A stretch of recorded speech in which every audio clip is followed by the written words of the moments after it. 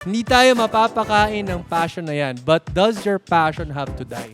Grades don't define you. Yes. Exactly. Kumbaga, if you fail at a certain subject, di ka magaling sa math, pwede kang magaling magsalita lang. Ang Oo. layo na ng marating mo dyan. Praktikalan at diskarte na lang daw ang laban sa generation ngayon.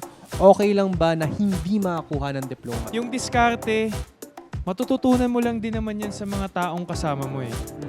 So para sa akin, huwag niyo problemahin yung diskarte, problemahin niyo yung diploma.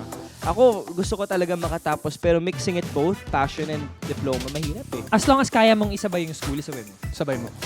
Yun lang yun. Kung gusto mo i-pursue yung passion mo, kaya mo naman isabay yung school, go.